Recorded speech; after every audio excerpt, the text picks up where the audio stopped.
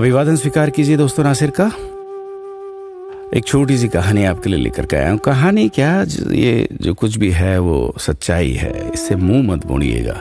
मैं जानता हूँ कुछ लोगों को इससे बुरा भी लग सकता है और कुछ लोग इसको नेगेटिव वे में भी ले सकते हैं, लेकिन जो है वो सच है। अभी इस बात को सुनने के बाद भले आप लोग इस बात को न माने, लेकिन अकेले में इसको सोचिएगा कि क्या ये सच है। एक बार एक सेठ ने एक शोरूम खोला और एक बुजुर्ग को इनॉग्रेशन के लिए बुलाया। उद्घाटन के बाद जैसा कि होता है कि शोरूम के मालिक ने उन बुजुर्ग की बड़ी इज्जत की। बड़ी इज्जत अफजाई करने के बाद उनको बताया कि देखिए, यहाँ पे 21,000 चीज़ें हैं इस शोरूम में बेचने के लिए। इसमें से आपको जो भी चाहिए, जितनी चाहिए आप ले लीजिए। बुजुर्ग हंसे और बोले कि इनमें से एक भी चीज़ मुझे जीने के लिए ज़रूरी नहीं लगती। मुझे तो इस बात का ताज्जुब होता है, आश्चर्य होता है कि इंसान इन सभी गैर ज़रूरी चीज़ों का इस्तेमाल करता कहाँ है। अब देखिए, एयर फ्रेशनर के बिना किसकी सांस रुक गई? फेस वॉश का इस्तेमाल नहीं किया तो कौन काला हो गया? होम थिएटर लाकर कितने लोग कलाकार बन गए? कंडीशनर से किसके बाल मुलायम और काले हुए हैं? अरे, जो डाइनिंग टेबल यूज करते हैं, क्या उनके घुटने नहीं दुखते? थोड़ा दिमाग पर जोर डालकर याद कीजिए कि हैंड वॉश के बिना आपके किस दादा के पेट में कीड़े हो गए थे।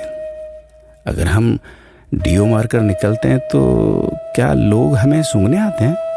एक्चुअल में तो हम सभी इस प्रकृति को चुनौती दे रहे हैं, वरना बगुला जो होता है वो शैम्पू से नहाता है क्या? मोर अपने रंगों को संवारने या बचाने के लिए कौन सा कंडीशनर या फेस वॉश इस्तेमाल करता है? कभी किसी बिल्ली को मोतियाबिंद होता देखा है? किसी खरगोश के बाल कभी गिरते हुए या सफेद होते हुए देखे हैं? इनहेलर या बाम के बिना भी कुत्ते के सूंघने की क्षमता उतनी ही तेज है। मधुमक्खी का शुगर लेवल बिना दवाई के भी कंट्रोल में ही है। अलार्म के बिना भी मुर्गा रोज उठकर बांग देता है।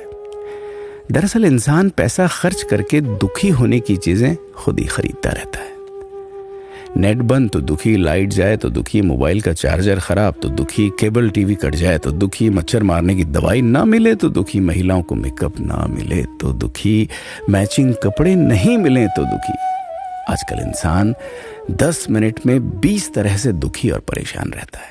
बाकी तो गुड़ की रोटी या प्याज रोटी खाकर हाथों का तकिया बनाकर पीपल के नीचे जो आराम से सो जाता है, उसे दुखी करने के लिए तो फरिश्तों को नीचे आना पड़ता है।